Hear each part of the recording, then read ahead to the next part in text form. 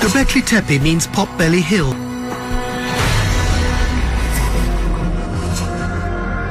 Local people believe the hill to be sacred, perhaps with good reason. Professor Klaus Schmidt is a renowned German archaeologist. In 1995, beneath this hill, he made an astonishing discovery, and he's been excavating it ever since. Hi, Trev. How are you? Hi, Klaus. Welcome here at the site. Great to meet you. Your first visit here? This is extraordinary. I mean, I've never seen anything like this. What Professor Schmidt found buried under the hill was a cluster of huge stone pillars decorated with strange carvings.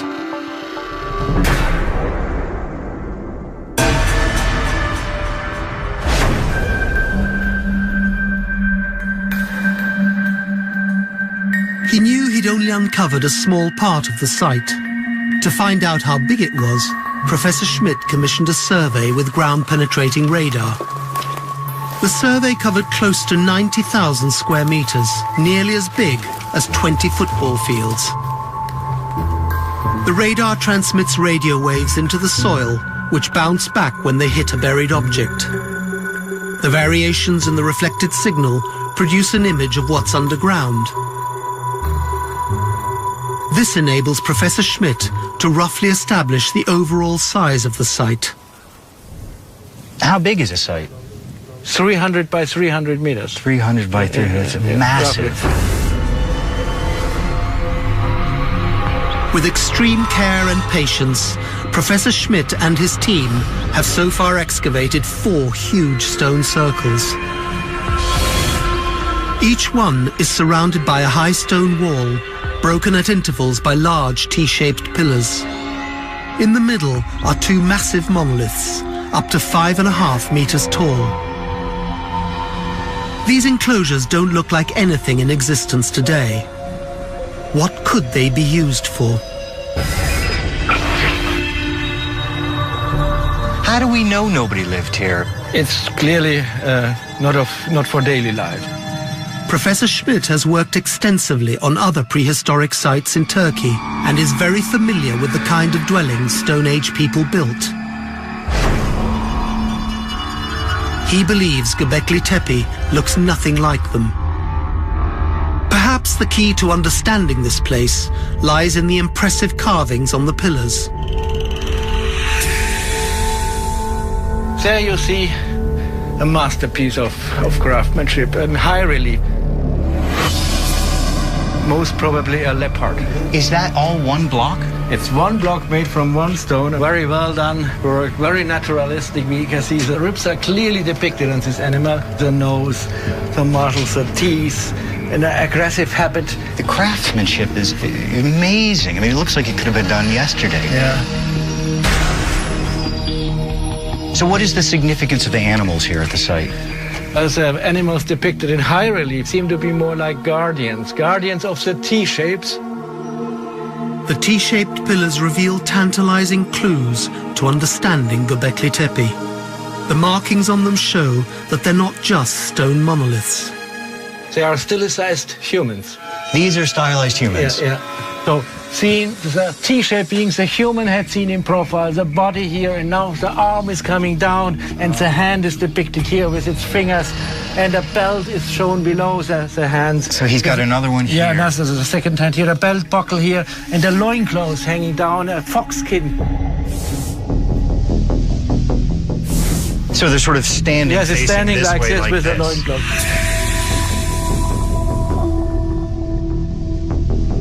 But the pillars are all faceless. There is no trace of any eyes, nose, or mouth. And this, I think, is a sign that they are not from our world. They're coming from the spiritual life, so they are not humans. They are human-like, but they're clearly not humans.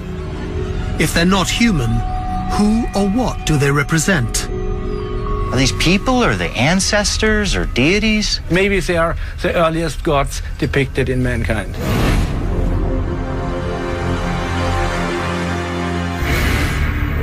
Most archaeologists believe that if a monumental building has representations of gods, it's likely to be some kind of sanctuary. So would this be the oldest temple in the world? This is the oldest temple in the world, yeah. How old is it? 11,500 years they are standing here.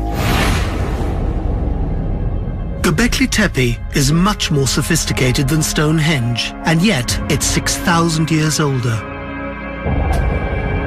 It's 7,000 years older than the Egyptian pyramids. But there are more enclosures still buried beneath the hill. Some of them might be even older than that. What puzzles Dr. Rose is that at that time, around 12,000 years ago, mankind is in the Stone Age. We know how to make fire, but we haven't discovered the wheel, and we still haven't domesticated pack animals to help us. So how could we have built something so monumental? To build a place like this would have required a pretty sophisticated level of organization. You need a massive workforce of stonemasons, diggers, quarrymen, hundreds of people to bring the stones up and set them in place.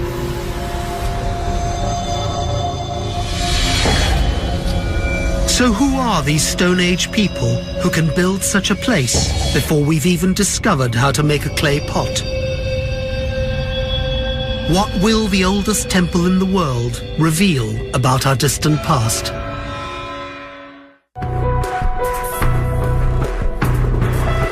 Göbekli Tepe has shocked scientists. Göbekli Tepe is smaller than an Egyptian pyramid, but the people that designed and built this place would have required a similar level of organization 7,000 years earlier. To carve, build, erect these pillars would have required a massive workforce, all needing to be fed and housed. So who were these people? Dr. Rose now goes looking for Göbekli Tepe's builders. If he finds out who they are, he may be able to answer the other big questions. Why did they build it? What was it for? Even after 12,000 years, there are some clues as to who the temple builders are. A large quantity of animal bones have been found during the temple's excavation.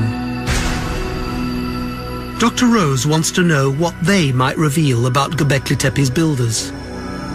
What kind of bones do we have here? The first important group are the gazelles, which you see here a number of bone specimens. There is also remains of wild boar. We have remains of red deer, wild sheep.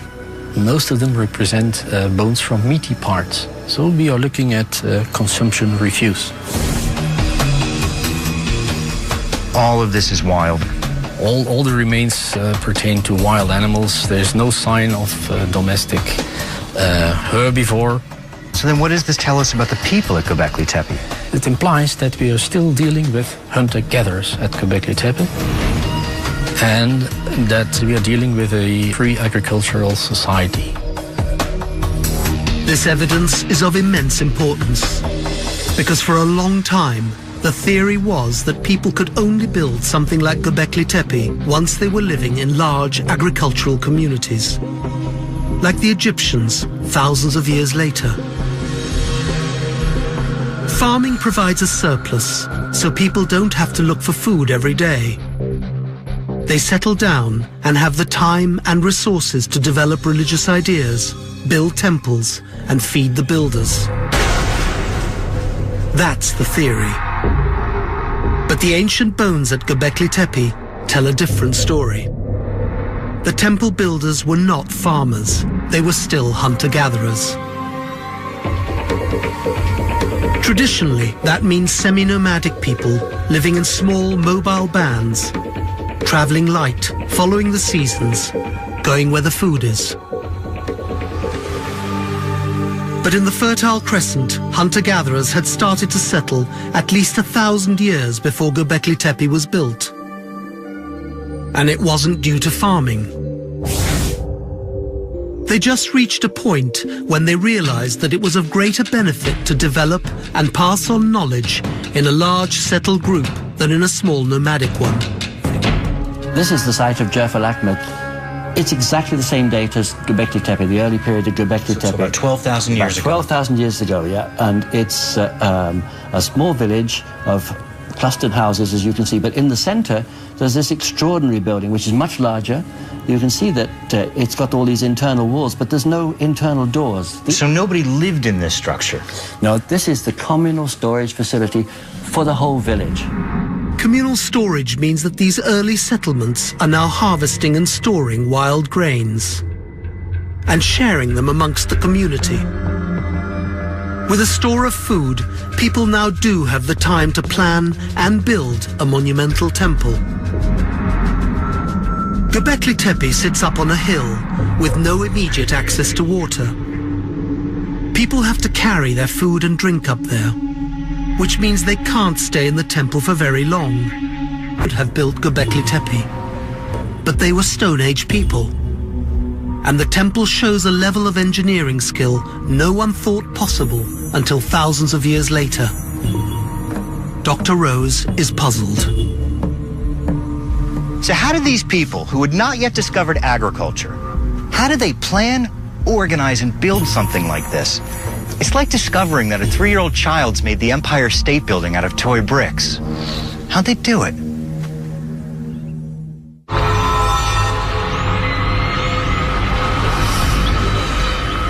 Could Stone Age people really have built a place like Göbekli Tepe thousands of years before the pyramids? Adding to this puzzle is that the engineering skills involved must have been developed a long time before the temple is built. The earliest enclosures are built on the bedrock. Into slots only about 10 centimeters deep, they set the 2 central monoliths. They're up to 5.5 meters tall, carved from a single piece of stone, and weigh up to 14.5 tons. To make these huge stone pillars requires considerable skill and some knowledge of geology. Dr. Rose now turns to an expert in stone carving to understand exactly how they are made.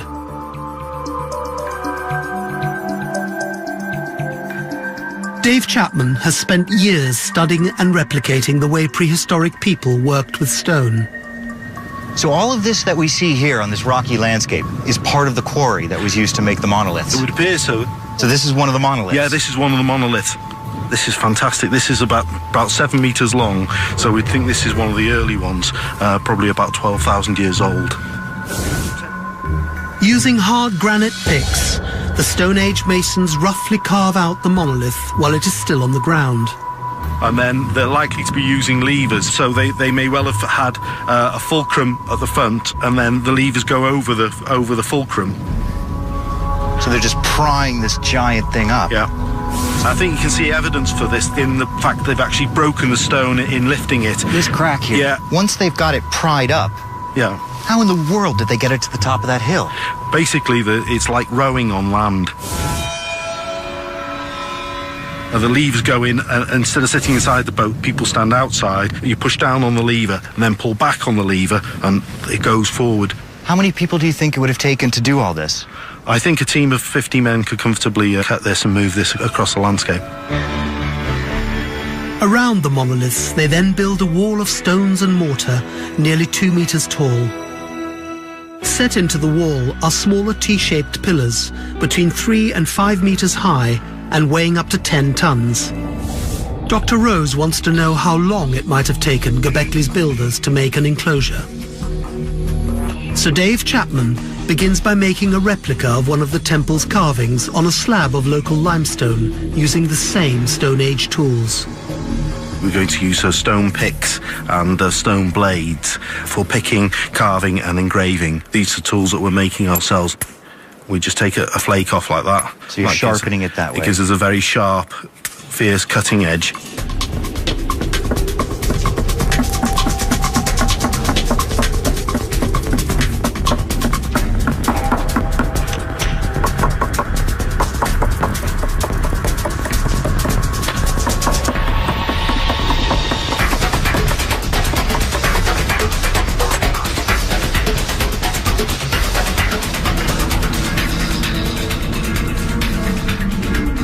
carving expertise is present throughout the temple, even in the temple's doorways.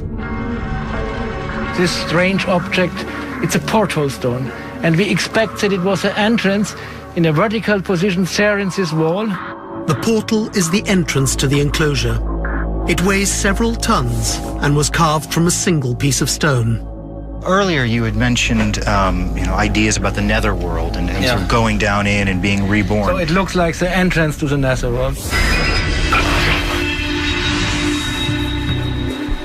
If these enclosures represent a gateway to the underworld, then the temple must have had something to do with death. Vital to creating this dark world are the creatures carved on the pillars. It looks like a laborious process, but Stone Age masons were masters of their medium. That is awesome. It's incredible. How long did it take you to do it? It's taken about 6 hours so far. So then you figured about 20 of these in each enclosure. Yes. How long do you think it would have taken them to do an entire enclosure? Well, based on what we've actually discovered by creating all of the pictures, our guesstimate around 300 hours, something in that region. So then start to finish, how long do you think it would take to make one enclosure? Well, just running the figures back and based on about 60 or 70 people working on the site, it's achievable within, say, 6 to 12 months, something like that, maybe a bit longer with a smaller crew. The finished enclosures are roughly 10 to 30 meters in diameter. But Professor Schmidt now knows there are many more than just 4 of them.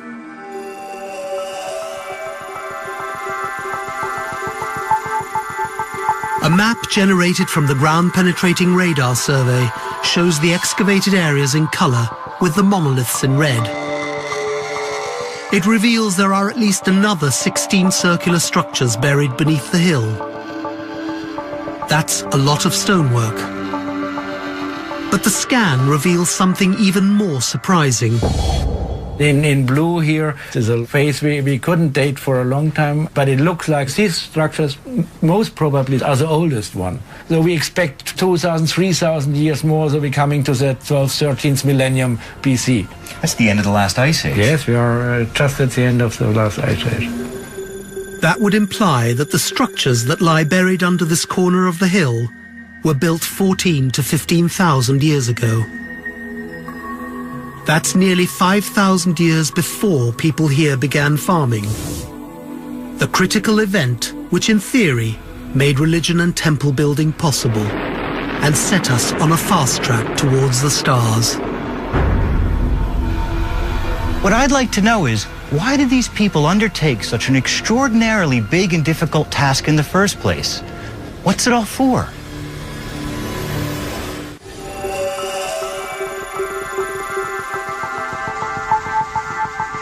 Dr. Rose is certain the key to understanding Göbekli Tepe lies in the images carved on its stone pillars. What do they mean? Hunter-gatherers share their food with a small, trusted group of family and friends. When they settle, they have more children. Communities grow fast. Populations reach the hundreds, even thousands. Now they must learn to share with strangers and live together in peace. This requires a moral code and a whole new level of trust. Different neighboring communities draw together an array of talents to make their religion concrete. So a stonemason from one group, a master builder from another, a carver from another, and they build a temple. A massive project like this forces people to work together, to rely on each other, and trust one another. It unites people. Something like, if I see you in my church or I see you in my synagogue, I trust you. I may not know you very well, but I trust you. But what belief system does their temple represent? For thousands of years before Göbekli Tepe, it appears that people believe that everything, animals, plants, stones, natural phenomena, all have a spirit. Man is only one small part of nature. In the caves, the nature is depicted, and nearly no humans, or the humans are inferior to them. Now, human-like pillars tower above nature, which is represented by wild and dangerous creatures. These central pillars may indicate a different mentality. All of a sudden, human beings are in the center of things. The presence of these animals below the head of the anthropomorphic figure suggests that human beings, that they are superior to animals. To put ourselves above nature is a huge change from how we see ourselves. We always thought that organized religion developed as people settled and started farming. But this religion predates agriculture. So what were they trying to achieve?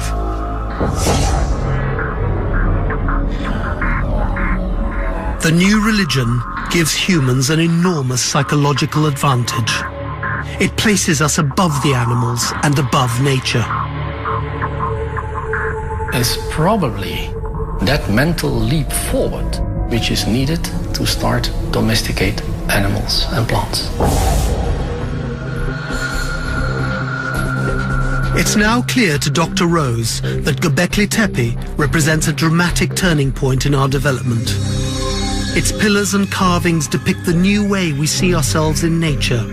But what rituals or ceremonies take place there? Professor Schmidt has found some interesting clues. We see a body of a human, the shoulders, the arms, the erected penis, and clearly no head. It's a horrifying scenario, together with the scorpion and the snakes and the vulture and so on. So we have maybe a depiction of the netherworld. All these observations are strengthening our ideas that we have here to do with burial rites. Burial rites in other settlements of the time of Göbekli Tepe were quite strange. Bodies are buried and later dug up, and their skulls removed to be used as relics. Was Göbekli Tepe dedicated to death rituals? It is not difficult to imagine Göbekli Tepe as a temple devoted to the dead.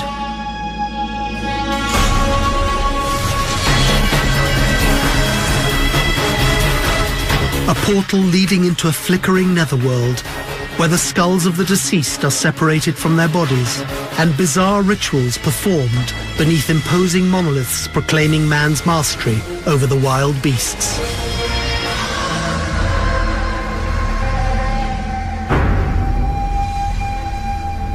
Dr. Rose realizes Göbekli Tepe has turned history on its head. We'd always thought that it was the discovery of agriculture that transformed scattered hunter-gatherer groups to farming communities, and from there to today's sophisticated societies. But now, it looks like the big cultural revolution happened before agriculture. And what motivates that cultural revolution is the new religion in which we are superior to the beasts.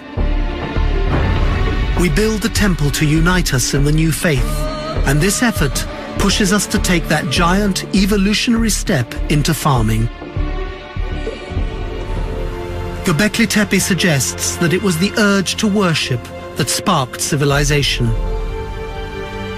And then Dr. Rose learns something bizarre.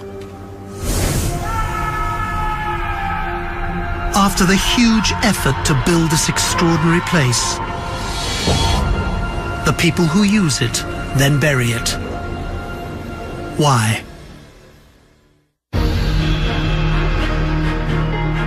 The downfall of the oldest temple in the world is as mysterious as the religion it serves. For over 1,000 years, the temple occupies a central place in the cultural life of the region. People living up to 200 kilometers away use it as a ritual center and somewhere they can share news, ideas, and discoveries. Here, the agricultural revolution that changes the course of mankind begins to take shape. And as this new way of life develops, so the temple changes with the times. Around 1,500 years after the large circular spaces with the massive monoliths were built, they were filled in, covered over, and then the smaller structures were built on top. It looks like Göbekli Tepe was being downsized. It was part of the program to erect such a circle, to use it for some time, but later to backfill it completely. So the final appearance was not that of a building, but that of a mound. Eventually, all these mounds become one big hill. Excavating it, Professor Schmidt has now uncovered one of the smaller enclosures built over the older ones. Yeah, now we are in B. This comes later than what we saw over there. Later than C and D, that's quite clear. With, again, 2 central pillars, well preserved, but with a height of only 4 meters. These 4-meter monoliths are now a full 1.5 meters shorter than the older ones. Later on, even smaller rectangular spaces are built on top of the previous ones. Göbekli Tepe hangs on for another 1,000 years, but the downsizing is dramatic. The enclosures get smaller, the monoliths progressively shorter, and the number of pillars in the surrounding wall dwindle until there are none. Finally, around 10,000 years ago, Göbekli Tepe disappears, buried beneath a man-made hill. But why did this so completely erase such an important place?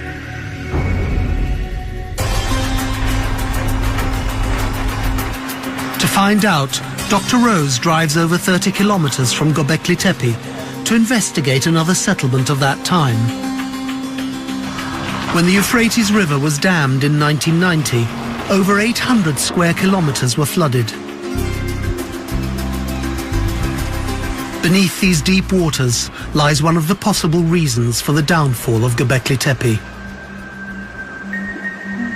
Dr. Rose has come to see some photographs taken before the flooding of the ruins of a Stone Age village called Nevali Chori. It was inhabited at the time of Göbekli Tepe. The pictures show that around 10,000 years ago, something new appears in the village. Another kind of communal space. It's a small square enclosure with 13 stone pillars in its walls and 2 faceless monoliths in the center with arms and hands carved on them. It's a smaller, localized version of the Grand Cathedral at Göbekli Tepe, like a village church. These kind of sacred spaces show up in a number of settlements at that time and coincide with the downsizing of Göbekli Tepe. Local communities had started to build their own sacred spaces, maybe because they didn't want to hike up to the big temple at the top of the hill. Göbekli Tepe had started to lose its importance. In a sense, it's a victim of its own success. That unifying faith had taken root all throughout the local communities. But there may also be another explanation for the abandonment of the temple. The descendants of Göbekli's builders were no longer hunter-gatherers. They were farmers. And they weren't interested in the ways of their ancestors. When the people became farmers, they didn't need anymore the place of their ancestors where they worshipped the spirits or the gods of the hunter-gatherer society. The new generation of farmers are looking to the future, and the customs and beliefs of their forefathers fall out of fashion. Dr. Rose can see that the Cultural Revolution is now complete. Farming is our new way of life, and Göbekli Tepe must vanish with the past. But he is astonished to find that some of its beliefs are still with us today. They are at the root of one of the deepest doctrines of the Christian faith, the mystery of the resurrection. Dr. Rose has learned many things on his journey through our prehistoric past. But there's still one piece of the puzzle he wants to understand. When Göbekli Tepe is buried around 10,000 years ago, what happens to the powerful beliefs that created it? Dr. Dr. Rose now travels over 400 kilometers west to search for traces of the religious ideas that built the world's oldest temple. Çatalhöyük is over 9,000 years old. Some believe it's the world's earliest town. Up to 8,000 people are known to have lived here. They were farmers. Dr. Tristan Carter has worked on the excavation and discovered a number of links with Göbekli Tepe. So you're seeing the same imagery here that we saw at Göbekli Tepe. We've got wild bulls, we've got leopards, we've got wild boars. It ties in with this very deep set of beliefs that goes back to at least 2,500 years to Göbekli Tepe. A belief system, a moral code that's maybe come out of a hunter-gatherer world is still essentially, you know, the basis of a community of farmers many hundreds of kilometers, many thousands of years later. So the burial of Göbekli Tepe is not the end of its story. Its seeds, both spiritual and physical, were spread far and wide. Whatever the meaning of its symbolism, the same imagery is found at later sites all throughout the region. Dr. Rose finds the same symbols he saw at Göbekli, now brought into the home 2,000 years later. What do you think the significance of having this inside the house is? The bull is obviously this incredibly important symbol to them, whether it represents a specific deity, a specific god, or is symbolic for sort of, you know, something deeper in terms of ritual. This is a small reproduction. Prehistoric wild cattle, called aurochs, would have stood over 2 meters tall at the shoulder, with horns spanning 3 meters. These are large, scary, killing beasts. So, you know, to bring that power, that violence and domesticate it in here, it's a celebration of the hunt and the prowess of the individuals. I think today still of the bullfights in Iberia. Think of the prowess and the honor associated with that. There's a real pragmatic and very reasonable fear of such a huge beast. The awe and respect we have for these powerful beasts and our desire to conquer them is still with us to this day. This depiction of burial rites is another intriguing image Dr. Rose finds here, 2,000 years on from Göbekli Tepe. It looks at first like the deceased have been left out to be consumed by vultures. We now appreciate from excavations of hundreds of burials that these characters were buried fully fleshed. People have gone back and re-excavated the dead. And then they very carefully removed the skulls. The skull cult is associated with ancestor worship. A person's skull is a physical reminder of them. Once removed from the body, it's displayed alone or with other skulls in a house or communal space. This is a way of bringing back to life an important person in order to keep alive a history that binds people together. It's a resurrection of a particular character who's very important to this particular lineage. Dr. Rose realizes that the headless man of Göbekli Tepe could represent a very early expression of the resurrection idea, in which a deceased person or deity is brought back from the dead, uniting a people in a common cause or belief. Over the following millennia, this resurrection idea turns up in the religions of many civilizations, including Babylon, Egypt, India, and Greece. It survives to this day in the Christian faith. Dr. Rose now understands that although the ancient temple disappears, the beliefs it represents have continued to shape our culture for 12,000 years. We might never fully understand what went on at Göbekli Tepe, but from the clues I've gathered on this trip, some things have become clear. The construction of that temple represents the culmination of a long tradition of thought and craftsmanship that must extend back into the last ice age.